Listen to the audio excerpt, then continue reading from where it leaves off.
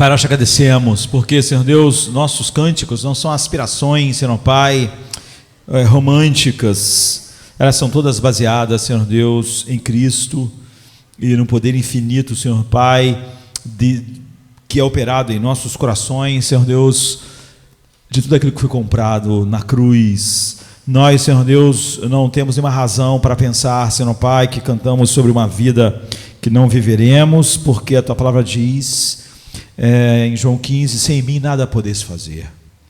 Mas também, Senhor Pai, depois dessa declaração de que não há nada em nós capaz de realizar nada, a não ser que Cristo, como a árvore que tem suas raízes em Ti, tragam para nós, Senhor Pai, tudo o que precisamos para crescermos e darmos frutos para a Tua glória. Não podemos fazer nada, Senhor Pai, sem Ele. Mas, no entanto, podemos dizer, junto com o apóstolo Paulo, posso todas as coisas naquele que me fortalece. Que essas duas coisas estejam juntas, a visão da nossa incapacidade, mas não como desculpa para não vivermos para a Tua glória. Que jamais coloquemos nossa capacidade em oposição a vivermos aquilo que nós fomos chamados para viver, mas nos esvaziemos, Senhor Pai, de nós mesmos, declarando a nossa incapacidade, dando, Senhor Pai, um amém, a palavra de Cristo para nós, sem mim nada podeis fazer, mas ao mesmo tempo dando a palavra, ao amém, a palavra de Cristo para nós, através do Espírito, de que nós podemos todas as coisas naquele que nos fortalece. Não podemos nada sem Ele, podemos tudo com Ele. Portanto, Senhor Pai, podemos viver para a Tua glória, e cada uma das coisas que Tu nos ordena, Tu mesmo concedes em Cristo. Então nós podemos olhar para a Tua palavra como um livro de tesouros, Senhor Pai, que são revelados a nós e que são realmente nossos, todas as sortes de bênçãos espirituais, e nenhuma delas, Senhor Pai, pode falhar, porque, Senhor Deus, elas são plenamente nossas, como Cristo plenamente carregou as nossas maldições.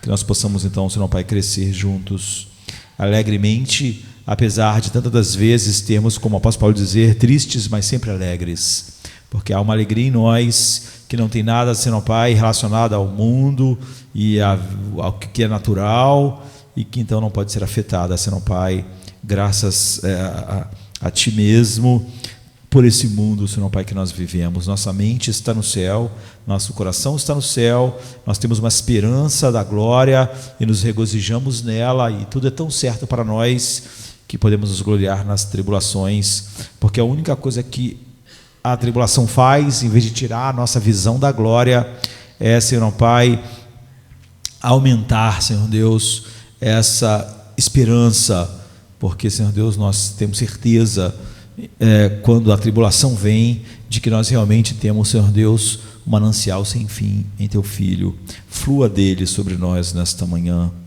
em nome de Jesus, amém. Spurgeon dizia que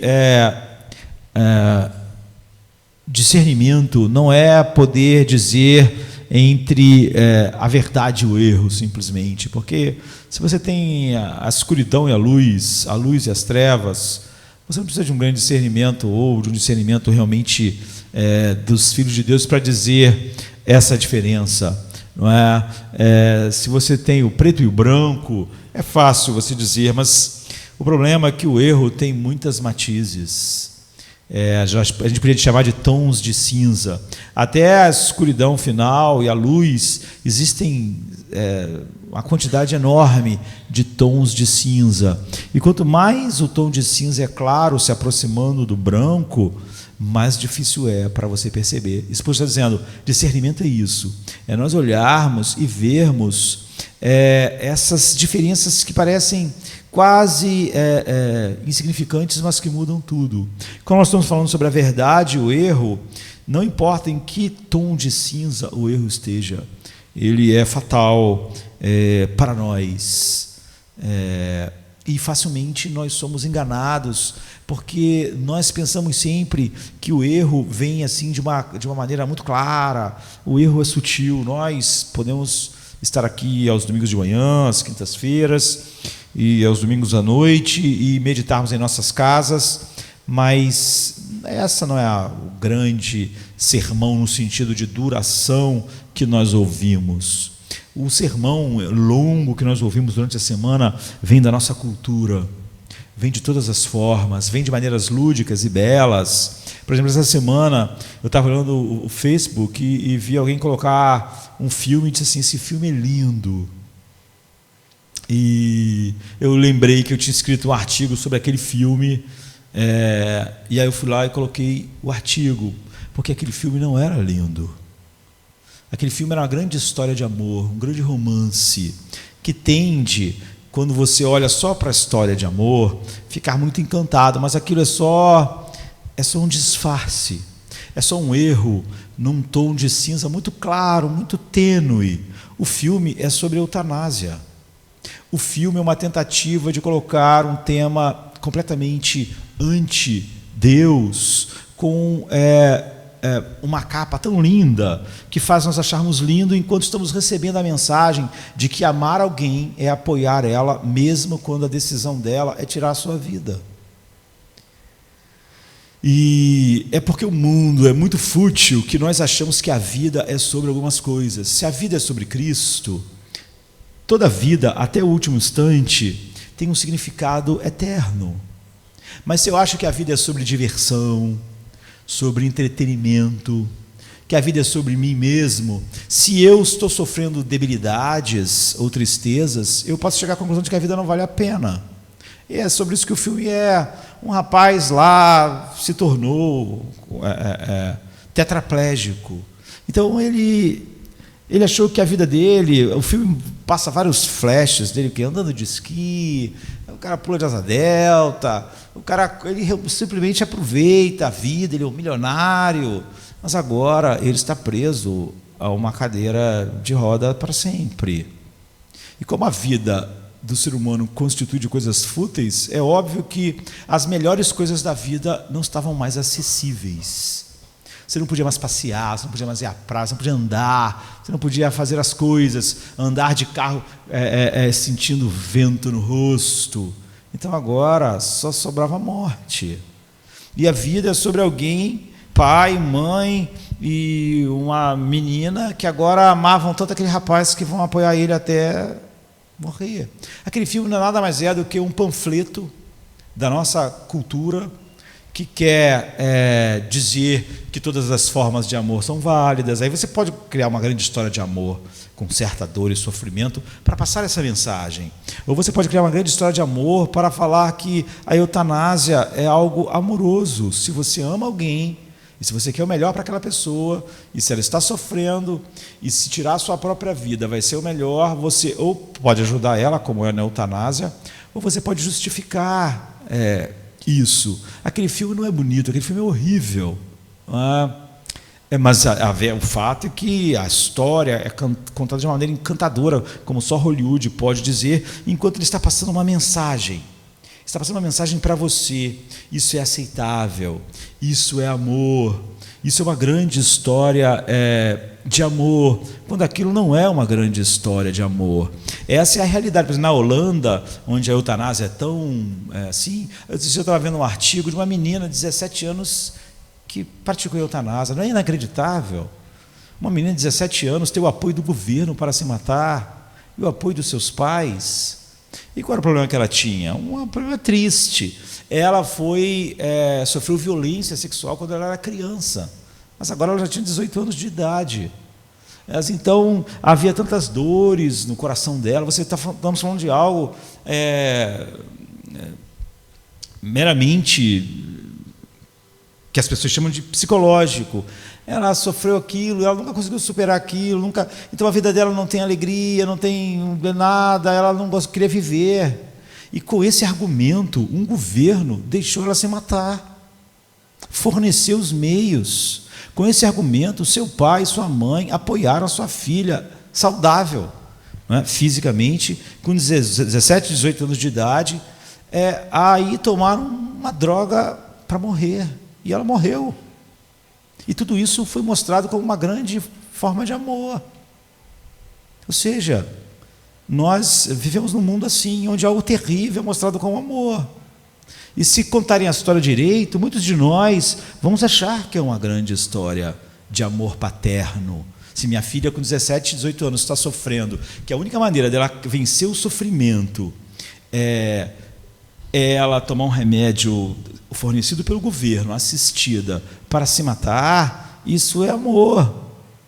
Nós diríamos que pais assim estão agindo monstruosamente. O amor nunca faz algo que prejudique finalmente o outro, simplesmente porque é difícil conviver com aquelas coisas. Então você vê, o humanismo secular tem meios, às vezes mais impressionantes, de passar sua mensagem. As coisas são muito mais importantes do que Deus, a vida é mais importante se ela é vivida de determinada forma. Se há alguma dor, algum sofrimento que impeça alguns prazeres, então a vida já não vale mais a pena, porque é tudo sobre mim, é tudo sobre matéria, é tudo sobre acabar, e tudo vai acabar mesmo amanhã, e tudo não vai virar nada, a não ser um monte de terra, então não importa. Então você vê a sutilidade da nossa cultura de normalizar o mal é muito grande. E a mesma coisa acontece com a palavra de Deus. É por isso que Spurgeon, há 100 e poucos anos atrás, estava dizendo a diferença entre o discernimento, o verdadeiro discernimento não é saber entre o preto e o branco, entre a escuridão e a luz. É saber diferenciar o quase certo do certo. É diferenciar aquilo que aparentemente você ia ver tantas coisas boas, já que a coisa tem um tom de cinza muito clarinho, que você já não vê que Deus é luz e nele não há treva alguma. Então,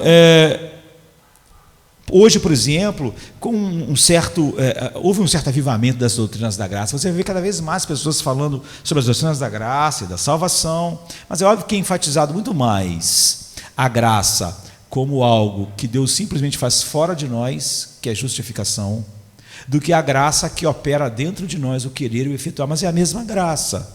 Você vê, você não escolhe pedaços da graça. A graça é o poder de Deus. E é todas as coisas que Jesus comprou para nós em Cristo.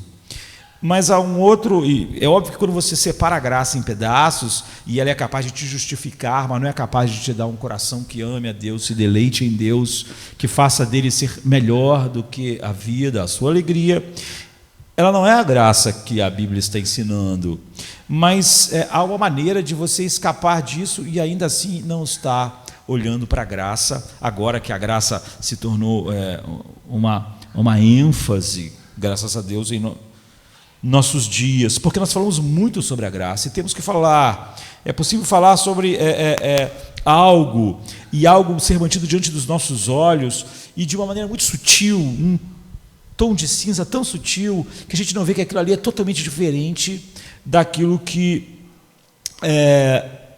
a verdade é.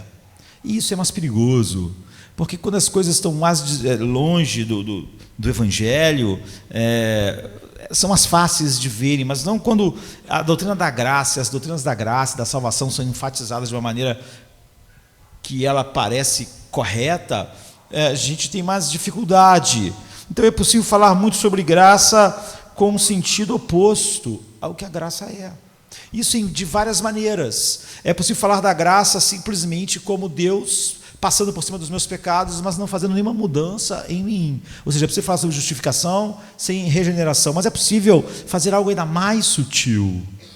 É fazer a graça não ser sobre o que ela é de verdade. Então, o objetivo de tudo que Deus faz é o próprio Deus. E Ele faz isso através da graça. A graça não é o objetivo. Na verdade, a graça não é o nosso tema. Na verdade, a graça de Deus não é a nossa alegria final. A graça não é a coisa mais incrível que a gente vê no Evangelho. Porque a graça é só uma maneira de nos levar para a coisa mais incrível. Então, a graça mesmo não é a nossa alegria. Nós não nos alegramos em Deus finalmente por causa da graça. Não é? Nós nos alegramos na graça por causa de Deus. E essa troca sutil muda tudo, ainda que alguém pregue todas as doutrinas da graça aparentemente corretamente. Então eu me pergunto se isso soa como uma diferença significativa para nós, porque isso é um engano que está se tornando muito preponderante não naqueles que negam as doutrinas da graça, mas naqueles que falam a respeito dela. Há vários tipos de erros, como esse que fala sobre essa graça que não tem poder para transformar, mas só para levar alguém para o céu a si mesmo. Mas esse aqui ainda é mais sutil, porque nele Deus é feito um meio de graça. E a graça não é algo que é feito como que veio para eu ter Deus. Porque nós precisamos de graça. Nós não precisamos de Deus porque precisamos de graça. Nós precisamos de graça porque precisamos de Deus. A graça não é o fim para o qual nossos corações foram feitos. Nossos corações foram feitos para encontrar descanso em Deus. A graça é só um meio que Deus usou para fazer isso. A graça, ela nos leva a Deus. Não é Deus que nos leva à graça como algo final, mas o oposto. Então você pode enfatizar todas essas doutrinas e a ênfase está trocada. Então, o desejo dos nossos corações e mentes terminam em Deus ou terminam na graça? Ou seja, a própria graça pode ser, quando a ênfase é perdida, a ênfase do seu propósito, a própria graça pode ser um obstáculo para a verdadeira graça. Em quem nós vivemos, nos movemos e existimos? Em Deus. Qual é a razão da nossa existência? Deus. Nós vivemos para a glória de quê? De Deus. A graça, então, é preciosa por quê? Porque a graça é a coisa maravilhosa que é. Porque a graça é aquilo que nós cantamos. Porque ela é a única maneira de nós irmos a Deus. Ela é a única maneira de nós termos aquilo para o qual nós fomos feitos. Deus. Deus não é maravilhoso porque Ele nos leva à graça. Porque esse não é o objetivo final. Deus não é um meio de graça. A graça é um meio de nós termos aquilo para o qual nós fomos feitos. E se a ênfase muda, tudo muda. Ou Deus é colocado ao lado, então, dos nossos planejamentos, nossas técnicas, nossas terapias, nossos tratamentos, para que nós possamos ter o que nós queremos. E Deus se transforma junto com essas coisas que nós mesmos inventamos, meios de graça, entre aspas, ou acontece o contrário, e nós precisamos pressionar diariamente em nossos corações, já que nós vemos que o erro é sutil, e que nós podemos ver alguém pregando sempre as doutrinas da graça, quando na verdade o que você está vendo, como a sutilidade daquele filme que parece que não é sobre eutanásia, parece que é sobre amor, romance e até onde o amor vai, mas na verdade o filme todo é sobre eutanásia.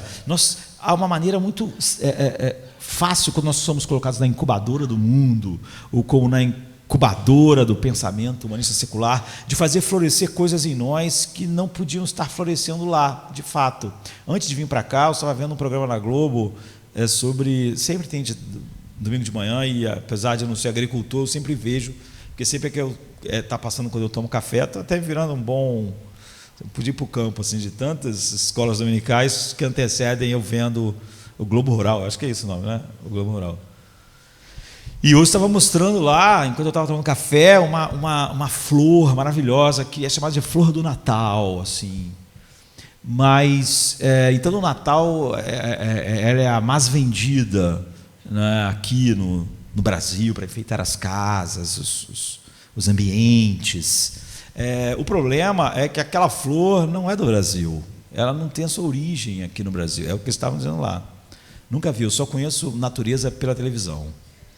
Eu sou assim um expert na natureza, conheço quase que todos os ecossistemas, mas tudo pela televisão. Porque eu gosto, assim, não tem mosquito, não tem nada disso, é só vendo. Então, o problema dessa flor é que ela não é do Brasil. E ela só floresce quando os dias são mais curtos, quando está no inverno. Como ela é do México, dos Estados Unidos, ela realmente se tornou a flor do Natal, porque é na época que ela floresce. Os dias ficam mais curtos no inverno, no outono e inverno, e aí essa flor que precisa de menos luz para florescer, ela floresce. Mas como é que ela floresce no Brasil? Aqui ela é flor de Natal como é lá, mas nós sabemos que no Brasil acontece o oposto. O Natal é no verão. Então trouxeram essa planta para cá, e ela é a mais vendida. Então o agricultor ele tem que enganar a planta. Ele bota ela numa estufa e faz os dias ficarem menores, e simula um inverno. Aquela planta não tão sábia, em vez de ela perceber que alguém está enganando ela, ela acha que os dias são mais curtos e ela floresce fora da época. Ela floresce exatamente na época oposta a qual ela devia florescer. Você vê, ela é induzida a ir contra aquilo que ela devia ser, porque alguém está manipulando o seu ambiente. E ela não consegue perceber, porque se nós percebêssemos manipulação, nós não éramos manipulados. Se um cara que é ilusionista fizesse uma coisa tão mal feita que a gente conseguisse perceber, a graça se perdia. Nós só admiramos um ilusionista porque ele cria uma ilusão, e os nossos olhos, os nossos sentidos acabam acreditando naquele engano. Então você vê, essa planta, ela é enganada em sua natureza, de que ela está numa época do ano em que os dias são cada vez mais curtos, e ela simplesmente, naquelas estufas enganadoras, ela floresce.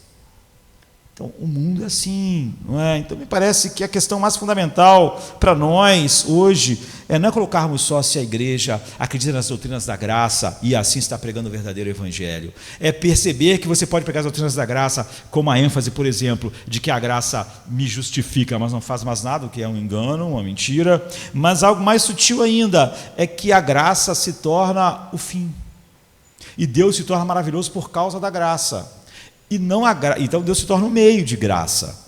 E não a graça é só um meio, porque o que minha alma precisa é de Deus. E a graça só é maravilhosa, só é cantada por nós, não pelo seu valor final, mas para onde ela nos leva, para o que ela nos leva. Nós somos de Deus porque nós queremos a sua graça, ou nós nos maravilhamos com a graça porque nós queremos Deus, precisamos de Deus, porque Deus é o centro. Nós podemos então falar das doutrinas da graça, que parecem ser totalmente centradas em Deus, de uma maneira que o homem ainda é o centro, porque você vê, Deus só se tornou um meio para eu ter graça, e não a graça um meio de eu ter aquilo que o Evangelho me dá, é o próprio Deus. Então a paixão hoje de cada um de nós deve ser sempre pleitear com atenção a centralidade de Deus na graça salvadora. E a centralidade de Deus na graça salvadora não é verdadeira, mas é extremamente enganosa quando Deus é um meio para eu ter graça, e não a graça, um meio usado por Deus para me ter Deus, para me contemplar finalmente a razão pela qual eu fui criado, a beleza infinita de Deus. Então, nós prezamos a graça salvadora porque ela nos leva a Deus, porque ela nos dá um coração que se deleita em Deus, porque ela faz nós encontrarmos a razão pela qual nós fomos criados. Tudo foi feito por Ele, para Ele e por causa dEle. Não foi feito para a graça, por causa da graça e para a graça, mas tudo foi feito por causa de Cristo, para Ele ser contemplado como o Pai o contemplava. Como nós estávamos mortos em nossos delitos e pecados, a única maneira de nós chegarmos lá é a graça, e isso que faz a graça ser maravilhosa. Então nós devemos pressionar todo dia em nossos corações a centralidade de Deus. Se nós olharmos para aquela história de amor que está na verdade exaltando a eutanásia e pressionarmos a centralidade de Deus, você vai ver, se a vida fosse sobre esse casal, essa podia ser uma bonita história de amor, mas a vida não é sobre eles. O que ele está me tentando convencer é exatamente que a vida é sobre mim, e se a minha vida não é satisfatória, será um grande ato, não será absurdo o meu egocentrismo, que acho que se a vida não tem praia, mar, vento no rosto e montanha, melhor eu morrer. Como também eu me convenço de que se alguém me ama, vai me ajudar nisso, vai aceitar, vai me apoiar. Então, nós temos que pressionar a centralidade de Deus na graça, e há vários pontos que a palavra de Deus coloca para nós, e há uma incapacidade profunda. Essa é a primeira maneira que a Bíblia nos mostra como você não pode deixar escapar a ideia de que a graça é só um meio que nos leva a Deus. No final, o nosso encanto é por Deus, e nós amamos a graça por isso, e não o contrário. Se você fizer do homem o fim, você vai achar a graça é maravilhosa, porque ela salva o homem, porque ela dá isso ao homem e ela faz o homem ter uma vida plena. Você faz de Deus um meio de você alcançar a graça para então o homem ser aquilo que ele acha que ele precisa, que não é Deus. Então, a centralidade de Deus é vista na origem da graça. O Evangelho vai nos mostrar o tempo todo que a graça não é o centro. A graça é fundamental, mas ela não é o centro. Há uma incapacidade profunda que vem do fato de Deus ser totalmente autossuficiente e todo glorioso infinitamente. Ou seja, isso faz haver incapacidades em Deus. Eu sei que a gente pode pensar que Deus não tem incapacidades, mas o fato dele ser Deus cria incapacidades. Há coisas que Deus não pode ser em si mesmo como Deus. Há coisas que Deus é incapaz de ser em si mesmo como Deus. Por exemplo, Deus não pode ser deficiente. Deus não pode ser defeituoso. Deus não pode ser necessitado. Necessariamente ser deficiente e necessitado não é algo simplesmente ligado inerentemente ao pecado. Por exemplo, nós, como não temos a vida em nós mesmos, nós eternamente teremos que receber a vida de Deus.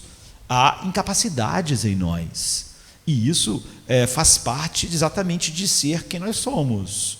E negar isso é que seria mal. Mas se você vê, há uma incapacidade de Deus ser deficiente, defeituoso, necessitado. Portanto, Deus nunca pode responder aos homens ou a qualquer coisa que Ele criou por necessidade. Deus nunca vai se relacionar com você porque Ele precisa. Deus não precisa. Deus não tem necessidades. Deus, Pai, Filho e Espírito Santo, não tem necessidades fora de si mesmo. Portanto, Ele nunca vai se relacionar com algo por necessidade. Todas as nossas relações, elas carregam necessidade. Ou Deus não pode se relacionar com você porque você tem algum valor. Porque valor são coisas que nos completam, coisas que nós precisamos. Agora, Deus não precisa de nada fora dele que o complete. Deus não precisa ser amado porque há uma necessidade de ser amado nele, porque Ele é totalmente amado pelo Filho. O Deus Pai é totalmente amado pelo Filho, pelo Espírito Santo, e o Filho é totalmente amado pelo Pai. Não há nenhuma necessidade em Deus que pode ser completada. Então Deus também não precisa do nosso trabalho, ou Deus não precisa das nossas distinções. Não é que há algo em Josemar, e algo em você, e algo em você, e você, que de alguma maneira, com essas distinções múltiplas, completem e façam Deus pleno. Deus só pode se relacionar conosco, então, para fora de si mesmo. Deus só pode se relacionar com qualquer coisa para fora da Trindade, para fora da divindade, em sua autossuficiência. E se Ele é autossuficiente, Ele só pode então se relacionar para fora dele livremente. Eu me relaciono com o ar não livremente, porque sem o ar eu não vivo. Eu tenho necessidades de me relacionar com coisas fora de mim que me completam, ou que me sustentam, ou que me dão energia, falando biologicamente. E Deus não, Deus só se relaciona com anjos livremente.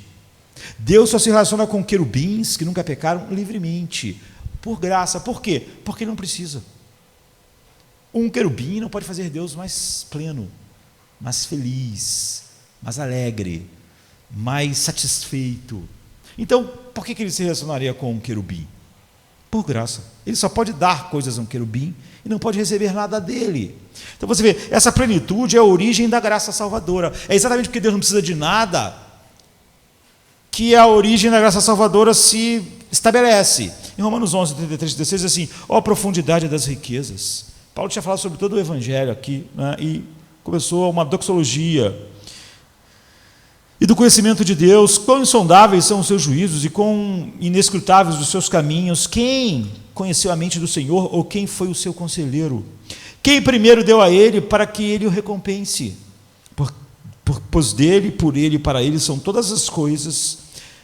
A Ele seja a glória para todo sempre. Amém. Então Deus nunca pode ter alguém negociando com Ele, porque Ele nunca precisa de algo que você tenha. Então Paulo diz, quem primeiro deu a Ele, para que depois Ele recompense? Ou seja, que relacionamento Ele já teve que foi por necessidade? Nunca. Deus nunca se relaciona por necessidade. Não há nenhuma moeda que você possa dizer, Deus, você vai ter a mim, e com isso mais alegria. Você vai ter a mim, e com isso mais plenitude. Não existe uma moeda para você dar a Deus. Paulo diz, não tente negociar com Deus, porque primeiro Ele não precisa de nada fora dele mesmo, e segundo, tudo que existe fora dele mesmo, já é dele, porque dele, por ele e para ele são todas as coisas. Ele fez tudo, tudo fluiu da sua graça. Então o que pode ser dado a ele?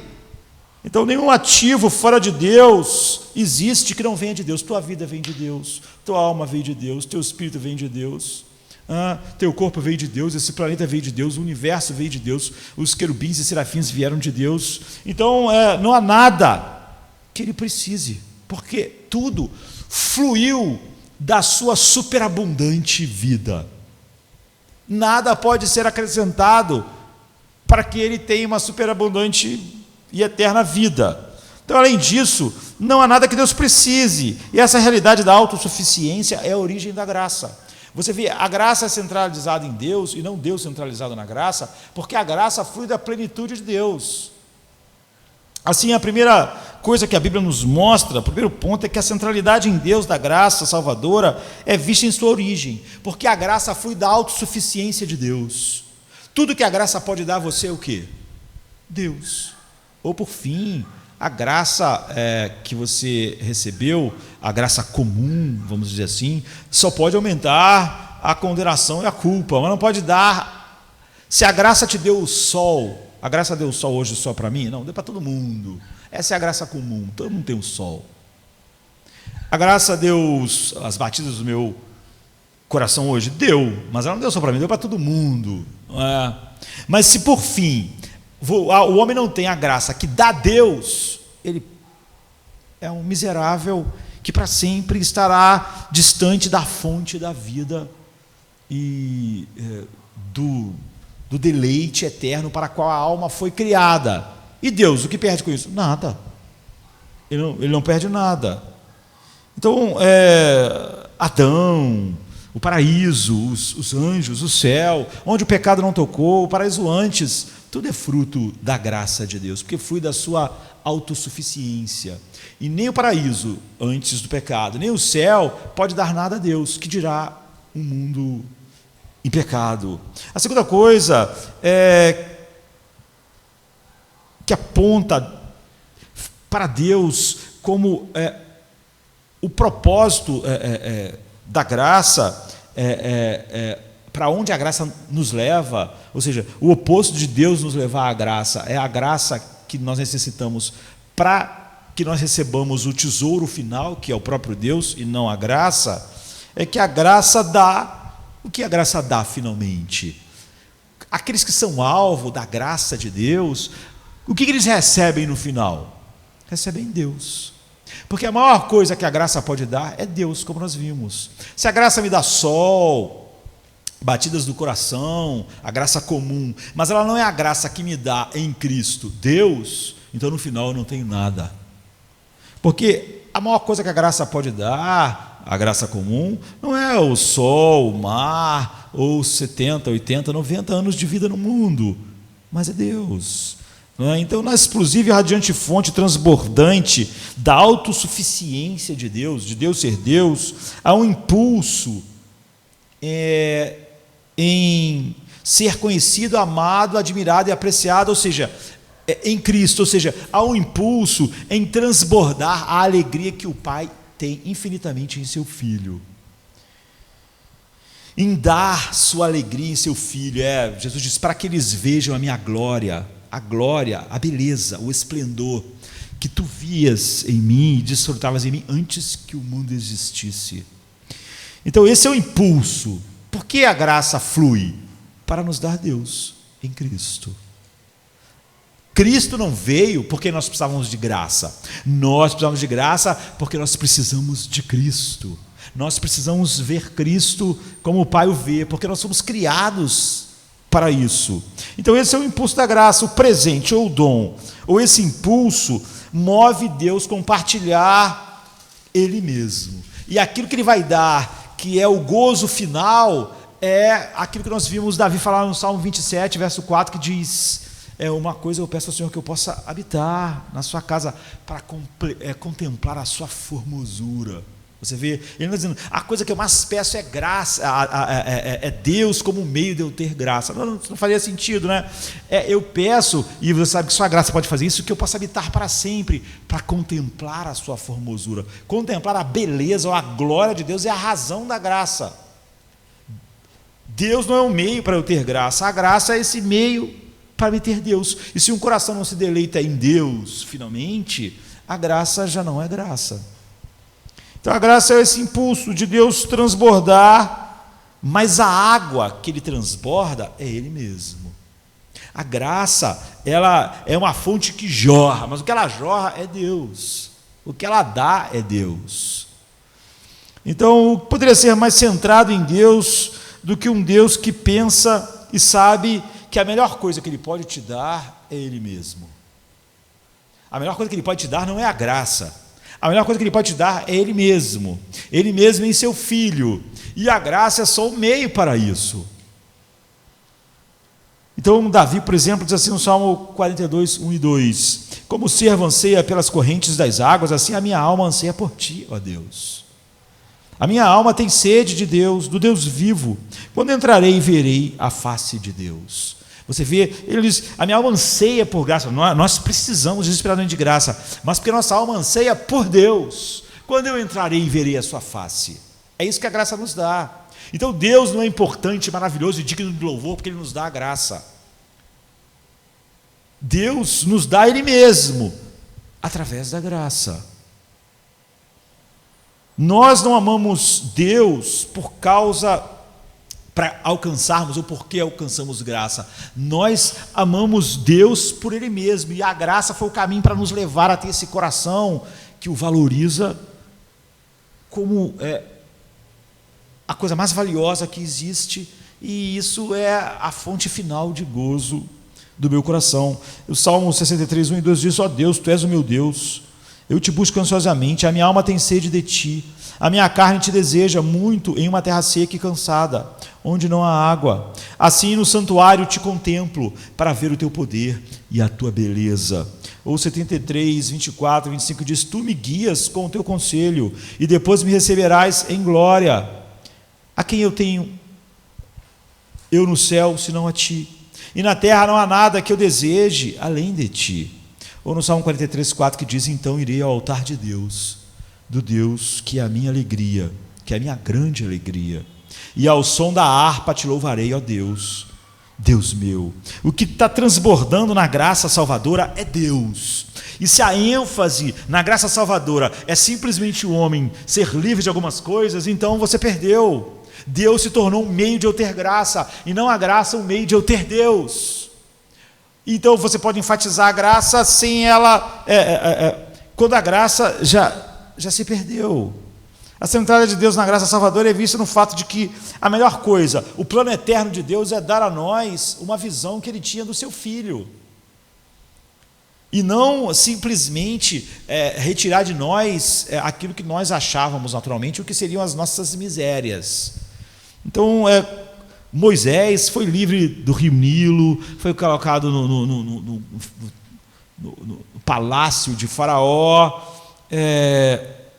mas o prazer de Moisés não está em nenhuma dessas atos da graça. É maravilhoso, ele é grato por isso, mas o deleite de Moisés está em algo muito além, porque para ele, Deus não foi um meio de ele receber essas graças. A graça era um meio de fazer ele olhar para algo além de todas as coisas. Hebreus 11, 24, 27 diz: pela fé Moisés, sendo já homem, recusou ser chamado filho da filha de Faraó. Recusou ser o bilionário que ele era, né? Escolhendo antes ser maltratado com o povo de Deus do que ter por algum tempo o gozo do pecado. Por quê? O nosso coração nunca consegue escolher algo e ficar vazio. Você só pode abrir mão do gozo do pecado, de ser da família mais poderosa e rica do mundo, se houver uma riqueza maior no seu coração. que capture o seu coração. Então, a Bíblia diz, tendo por maiores riquezas o opróbrio de Cristo do que o tesouro do Egito. Porque tinha em vista a recompensa. Pela fé deixou o Egito, não temendo a ira do rei, porque ficou firme como quem vê aquele que é invisível. Ele via Deus. E esse era o fim pelo qual ele viu que toda a graça agiu na vida dele, para levar ele a Deus. A outra coisa que mostra isso é que Deus, na graça salvadora, é visto na resposta básica das demandas de Deus de si mesmo. Ou seja, o que Deus exige pelo que Ele nos dá por sua graça? Qual é o mandamento de Deus que Ele mesmo vai produzir em nós, né? Como Agostinho diz, concedes o que ordenas e ordenas o que quiseres.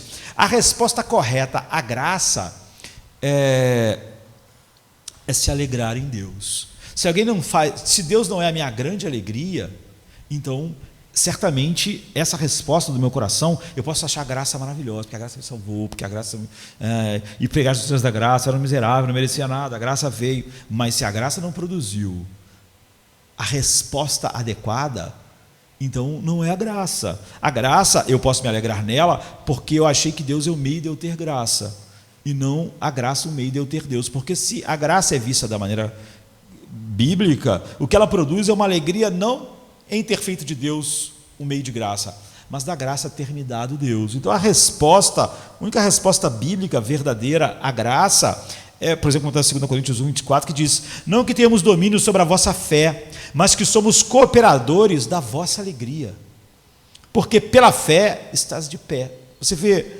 esse é um texto incrível do apóstolo Paulo. Nós somos cooperadores da vossa alegria. Só que ele está falando de fé. E quando ele fala de alegria, ele fala da fé e da alegria como coisas intercambiáveis. Paulo diz que fé é ter alegria em Deus. E quando você é cooperador da fé de alguém, você é cooperador para que ela tenha alegria em Deus. E se ela não tem alegria em Deus, ela não tem a fé. Fé e alegria em Deus para Paulo é a mesma coisa. Não que tenhamos domínio sobre a vossa fé, mas cooperamos com vocês para a vossa alegria, pois é pela fé que vocês permanecem firmes. A vossa alegria de ter Deus e a vossa fé é a mesma coisa, porque a alegria é a única resposta em Deus, é a única resposta verdadeira da graça. Se você estiver alegre porque não vai para o inferno, mas a sua alegria não é em Deus, a sua alegria não é produzida pela graça. A graça produz uma alegria em Deus. Se você pode ficar alegre porque no céu não tem mais morte, então não é a graça que está fazendo isso, porque não é isso que a graça veio fazer. Se você tem alegria no céu, porque no céu você não vai ser mais separado das pessoas que você ama e que estão ligados a você para sempre, como igreja de Cristo, então essa não pode ser alegria, porque esses desejos podem estar lá sem que a graça tenha feito o que ela faz, nos dá uma alegria final em Deus. Então, se a fé e a alegria são intercambiáveis, a ponto de Paulo poder usar fé, eu coopero com a fé de vocês, eu coopero com a alegria de vocês, como se fosse a mesma coisa. Paulo, por exemplo, escreve então assim em Filipenses 1, 25: convencido disso, sei que vou permanecer e continuar com todos vocês para o progresso da alegria de vocês na fé. Paulo diz: eu posso morrer, mas se eu não morrer, eu sei a única razão pela qual eu não vou morrer, porque Deus me acha mais útil agora para ser cooperador na alegria da fé de vocês. Você vê, Paulo nunca usa, ele tem uma ideia de fé que é uma alegria em Deus. Ele não diz que a fé possibilita isso, de que a fé e a alegria em Deus são intercambiáveis. Por quê? Porque o que a graça faz é nos levar a Deus. Mesmo que a graça nos levasse a uma alegria na graça, então isso não seria a graça, porque eu posso me alegrar na graça, mas esse não era o propósito da graça, não é? Esse era só um meio. E eu, por mais que me alegre, que tenha um cano que leve água lá para casa, quando eu bebo a água, eu digo: que bom, eu estou sendo saciado pela água, e não pelo meio que foi... a alegria final do meu corpo sedento está na água e não no meio que foi usado. Eu gosto de a água chegar na minha casa, mas não é o que me sacia. Então ele ordenou os crentes: alegrai-vos no Senhor. Por quê? Em Filipenses 4, 6, porque essa é a única resposta verdadeira para a graça de Deus. Não é se alegrar nos meios, simplesmente. Você se alegra no próprio Deus, porque a graça leva a isso. Ou, por exemplo, no Salmo 37:4, que diz: deleita-te no Senhor. No final você vê que toda a questão é que a graça é só um meio que nos leva a Deus, a nos alegrar em Deus, a ser completos em Deus, a desfrutarmos Deus, e não Deus é um meio, e Deus é maravilhoso porque Ele nos dá a graça. A graça não é o fim, Deus é o fim. Em outras palavras, o comando fundamental, o mandamento fundamental da graça é: seja satisfeito em Deus, porque esse é o propósito da graça. Ser satisfeito em Deus como o filho é no pai, como o pai é no filho. E é isso que a graça verdadeira nos leva. A razão para isso é que nenhum outro mandamento poderia ser mais agradável e centrado em Deus do que esse. Deus nos mandar, nos alegrar nele, é o mandamento mais agradável, porque nossas almas foram feitas para isso. E nada poderia glorificar mais a Deus no fato de que a minha satisfação final está realmente em refletir essa glória toda satisfatória que Ele é. Então, quando você alguém se envolve com algo, outro dia eu vi alguém envolvido em algo grande, em um evento tão grande que leva anos para ser produzido, e um casal coordenou toda a equipe que fez aquele evento gigante acontecer, um evento que levou 4 anos para ser idealizado e colocado em prática, envolve logísticas enormes, e no final, numa reunião com um grupo assim grande de pessoas, chamaram aquele casal e agradeceram a eles pelo esforço, por 4 anos de dedicação, quase que 24 horas por dia, para aquilo ser feito. Eles tinham sido escolhidos para fazer aquilo, por aquela direção. Então, naquela hora, eles estavam sendo, de alguma maneira, homenageados, e depois foi chamado eles para falar alguma coisa a respeito, e eles foram lá no microfone, e a pessoa, em vez de fazer um discurso, queriam que ela falasse alguma coisa, né? E mostrar como foi difícil, como foi incrível, um grande esforço, tal. A pessoa foi lá e o discurso dela foi 3 palavras: foi um prazer. Foi um prazer. Todo mundo, e as pessoas que escolheram aquelas pessoas aplaudiram. Foi muito melhor do que elas dissessem: olha, era a nossa obrigação, nós recebemos um salário para fazer, nós fizemos, se a gente não fizesse, a gente nunca mais ia ser escolhido para nada. Isso não ia, entre aspas, honrar as pessoas que escolheram eles. O que eles estavam dizendo é o seguinte: foi um prazer ter sido escolhido para estar à frente dessa coisa tão grande, tão difícil. Foi maravilhoso. Nós estamos... Isso o quê? Isso, entre aspas, honrou aqueles que o escolheram. Isso vale para a nossa vida, para aquilo que nós chamamos de ministério. Foi um prazer, é a única resposta verdadeira que a graça produz. Em vez de nós falarmos sobre as dificuldades, é por isso que é tão triste ver os pastores falando como é triste ser pastor, como é horrível ser pastor, que é ruim, que as pessoas não gostam, tal. E você quase que acha que os pastores são mártires por serem pastores. É a coisa mais difícil do mundo, é horrível. Seria bom você ver os pastores dizendo: foi um prazer. Policarpo foi queimado na fogueira com 86 anos de idade. Você pensa que alguém com 86 anos, servindo a Deus por décadas e décadas, acabar sendo queimado na fogueira? Mas o que ele disse? Esse Deus é tão maravilhoso, eu nunca o desonraria agora. Foi um prazer ter vivido assim para a sua glória no mundo. Será um prazer morrer assim para Cristo. Você vê, isso honra Cristo. Se Policarpo ficar dizendo: puxa vida, 86 anos foi um sacrifício enorme, vou fazer esse último, hein? Esse último é a última coisa que eu faço, porque isso não tinha nenhum valor. Assim, é com Deus multiplicado ao infinito. A resposta do prazer dá a Deus mais honra do que a resposta do dever. Se nós não temos uma alegria em Deus, então a graça... O apóstolo Paulo diz: eu não fui cooperador com a vossa fé, porque eu não fui cooperador com a vossa alegria. E o Salmo 40, versículo 8, um salmo profético, diz uma coisa maravilhosa, diz assim: eis aqui venho, no rolo do livro está escrito de mim.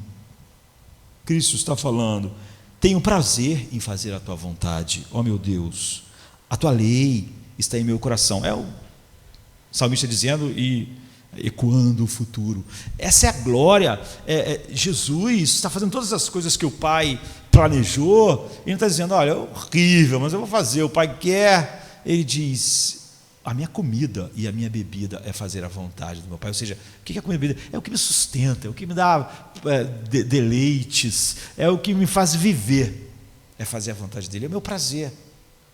E você vê que a resposta de Jesus para o filho, do pai para o filho, esse é meu filho amado, em quem eu tenho todo o meu prazer.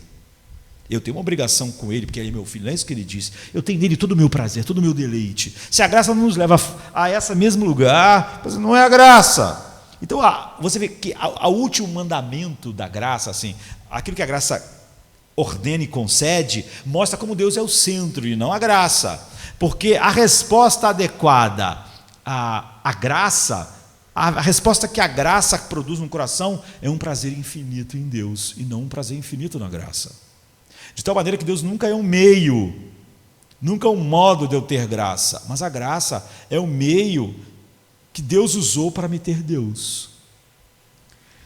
Então o zelo de Deus em tudo, em ser glorificado, e a anseio que meu coração sente de ser satisfeito, nunca estão em contradição. Você vê, Jesus é uma fonte sem fim, sem necessidades. E ele deve ser glorificado como uma fonte de que nada precisa. E eu vou glorificá-lo quando eu tiver um coração que o Pai dá, que bebe dele e diz, eu estou totalmente satisfeito. Você vê, a minha satisfação e a glória final de Cristo estão juntas. Elas não são concorrentes. Eu não preciso ficar preocupado de que se tudo a graça é só para mostrar tudo que Cristo é e glorificar somente a Cristo, que isso de alguma forma, porque não é centrado em mim, o que faz Deus não ser um meio de graça, mas a graça ser um meio de eu ter Deus, que de alguma maneira algo deficiente vai se originar disso. Satisfação, gozo, vem exatamente quando todo o meu ser glorificar a Deus. Ou seja, quando eu desfrutar Jesus como o Pai desfruta perfeitamente, então eu vou ter um gozo perfeito e satisfação perfeita.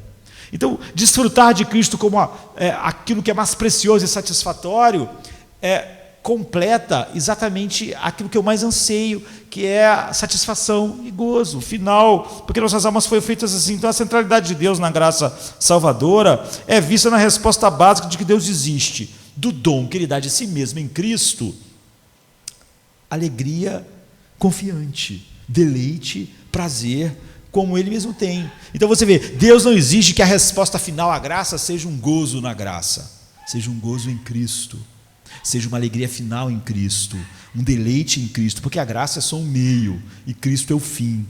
Mas nós podemos falar da graça de Cristo maravilhoso e Deus maravilhoso como um meio de nós termos graça. E aí você pode enfatizar as doutrinas da graça, mas você já não está mais falando sobre o que a graça é.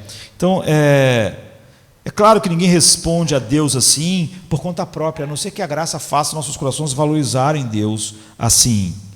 Porque cada coração humano, a essência do pecado é exatamente o oposto do que a graça faz. A essência do pecado é vista em do que a graça salvadora nos livra. A graça salvadora não nos livra simplesmente de algo relacionado à graça, mas de algo relacionado ao que o coração do pecado é. Jeremias 2, 12 e 13 diz: espantai-vos disto, ó céus, e horrorizai-vos, ficai verdadeiramente desolados, diz o Senhor, porque o meu povo fez duas maldades, a mim me deixaram o manancial das águas vivas, e cavaram cisternas rotas, que não retêm as águas. Então qual é a essência do pecado? O que choca o céu? O que faz os serafins ficarem chocados, os querubins chocados, os anjos chocados? Qual é a essência da maldade diabólica no coração de cada homem? É que os homens tentaram fazer de outras coisas fontes e mananciais. Eles não só não viram mais Jesus como a satisfação final da alma, a alegria, o gozo, a razão da existência. A Bíblia diz, isso é duas maldades, porque primeiro eles disseram que o meu filho não é isso. Em segundo lugar, eles pegaram seus brinquedos, seus relacionamentos, seu trabalho, seu lazer, seus projetos e fizeram disso uma fonte de vida, um manancial para matar a sede deles. E essas fontes, elas são rachadas. O cara faz do trabalho a sua cisterna, vai dar a ele alegria, prazer, realização, autoestima. Aí o que acontece? Ao longo do tempo, essa fonte, essa cisterna, como é rachada, vai rachando, vai vazando. Chega uma hora que a pessoa está tão sedenta quanto ela sempre foi. Ou ele faz do romance o manancial, a sua cisterna, mas aquilo vaza. Ou ele faz de qualquer coisa, menos Deus. Então a graça nos livra do pecado, e nos livrar do pecado é nos livrar exatamente do quê? De fazer de qualquer outra coisa um manancial de águas para nós. Então é disso que a graça salvadora nos livra.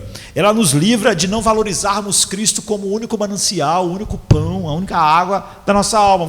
A graça não nos livra fazendo da graça o fim, mas a graça nos livra de algo que nos impediu de fazer Jesus o fim, de fazer o nosso coração ter um gozo de que tudo foi feito por Ele, para Ele, por causa dEle, então tudo só encontra nele o seu ômega, porque teve nele, como nós já vimos, o seu alfa. Então, quando Deus decide soberanamente, graciosamente superar a escravidão do pecado, o que Ele está superando em nós? Que escravidão era essa? Era a escravidão de fazer outra coisa que não Cristo, o nosso manancial.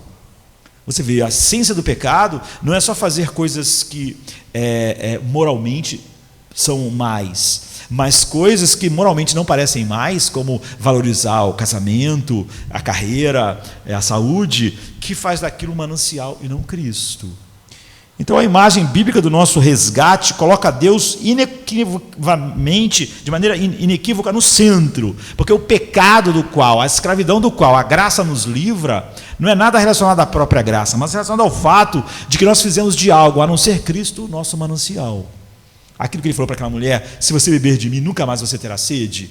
Então, ela, naquele caso lá, evidentemente estava buscando em relacionamentos românticos e sexuais isso. Ele disse, você já teve vários maridos, mas não basta, não é? Você cada vez precisa de mais, porque essa fonte não... Então, essa é a essência do pecado em qualquer situação. E por último, hoje... nós podemos ver isso mais, porque a Bíblia está cheia de exemplos incríveis sobre isso, é que Deus, na graça salvadora, nos ergue da morte espiritual. Ou seja, a graça faz algo para nós contemplarmos Cristo que depende totalmente de Deus, e tudo que Ele faz é nos ressuscitar da morte soberanamente. Nós não podemos cooperar com isso, como um morto não pode fazer nada para ajudar alguém que quer ressuscitá-lo, ou alguém que não nasceu fazer algo para ajudar ou merecer nascer. Deus, esse impulso da graça, é um impulso que faz eu reviver para ter Deus como o centro de todas as coisas, como Ele é de fato.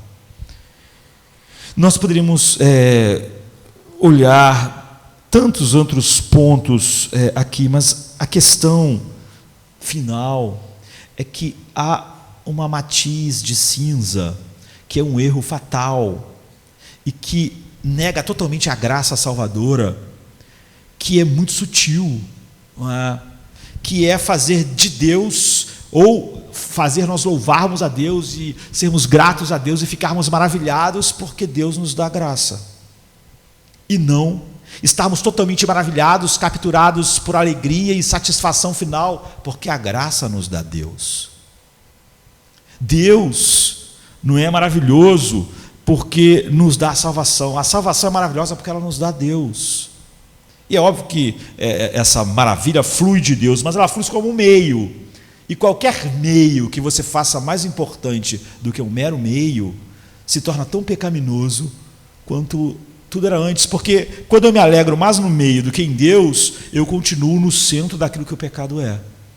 Fazer de outra coisa a fonte da minha satisfação final. E eu só acho Deus maravilhoso porque Ele, pela graça, me livra de algumas coisas que eu achava ruim. E eu nunca estou maravilhado pelo fato de que a graça me dá Deus.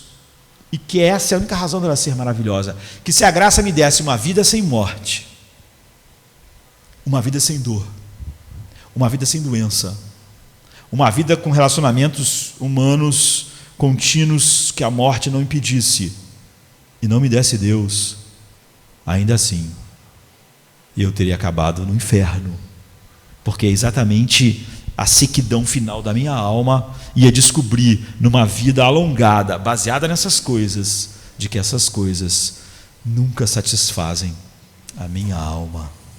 Então, nós precisamos, quando o Spurgeon diz que o discernimento é discernir o quase certo do certo, é ver como você pode ser totalmente centrado na graça a ponto de você perder o que a graça nos dá.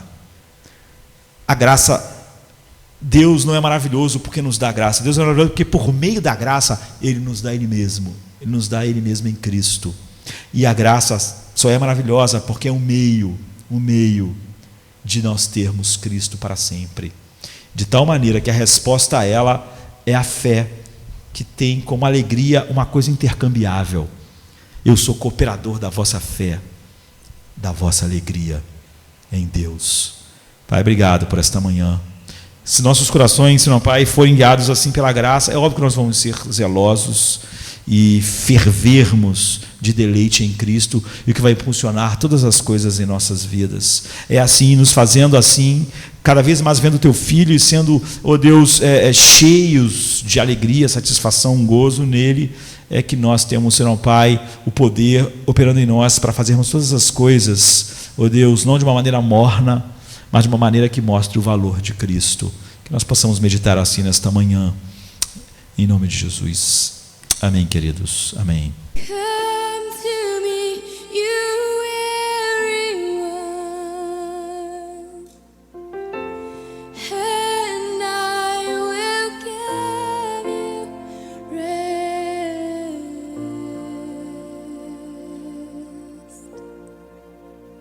I will give you rest. Come to me, you weary ones, and I will give you rest. Jesus. I will give you rest. For my yoke is easy and my burden is light. Take me upon you, and I will give you rest.